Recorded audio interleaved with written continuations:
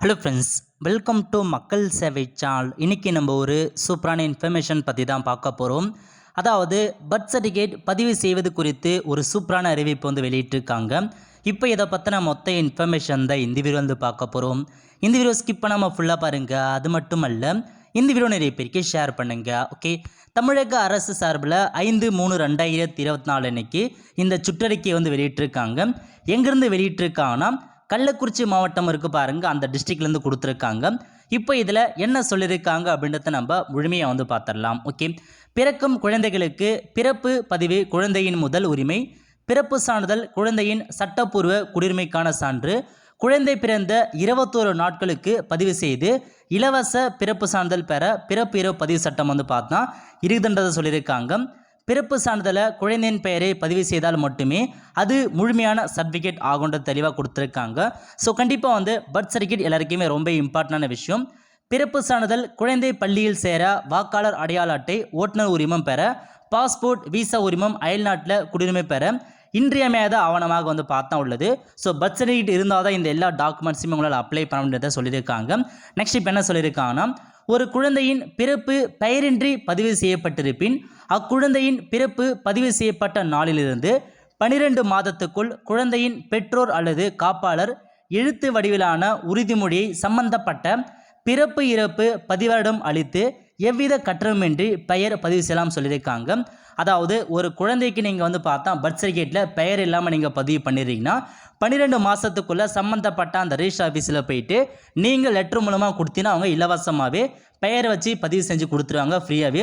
12 மாதங்களுக்கு பின் நீங்கள் 15 வருடங்களுக்குள் 200 ரூபாய் தாமத கட்டணம் செலுத்தி குழந்தையின் பெயரினை பதிவு செய்தலாம்.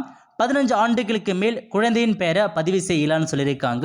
ஸோ 12 மாதத்துக்கு அப்புறம் நீங்கள் உங்களுடைய பர்த் சர்டிஃபிகேட்டில் பெயர் இல்லாமல் நீங்கள் பதிவு பண்ணியிருக்கீங்கன்னா 12 மாதத்துலேருந்து 15 வருஷத்துக்குள்ளே 200 ரூபாய் லேட் ஃபைன் ஃபீஸ் கட்டி நீங்கள் பதிவு பண்ணிக்கலாம். பட் 15 வருஷத்துக்கு மேலே ஆகியும் உங்கள் பர்த் சர்டிஃபிகேட்டில் பேர் இன்க்ளூட் பண்ணாமல் இருக்கணும், அவ்வளோ பண்ண முடியாதுன்னு சொல்லியிருக்காங்க. இப்போ உங்களுக்கு ஒரு வாய்ப்பு வழங்கியிருக்காங்க பாருங்கள்.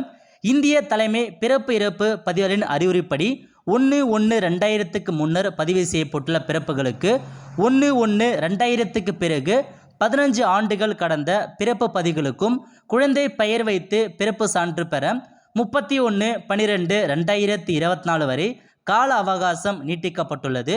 பிறப்பு பதிவு செய்யப்பட்டுள்ள நகராட்சி, மாநகராட்சி அல்லது சம்பந்தப்பட்ட வட்டாட்சியர், பேரூராட்சி அலுவலகம் உரிய டாக்குமெண்ட்ஸ்லாம் எடுத்துகிட்டு போய் நீங்கள் விண்ணப்பிக்கலாம்னு சொல்லியிருக்காங்க. ஸோ 2000க்கு அப்புறம் 15 வருஷத்துக்கு அப்புறமும் நீங்கள் இன்னும் பெயர் இன்க்ளூட் பண்ணாமல் இருக்கீங்கன்னா உங்களுக்கு திரும்ப ஒரு ஆப்பர்ச்சுனிட்டி வழங்குறாங்க.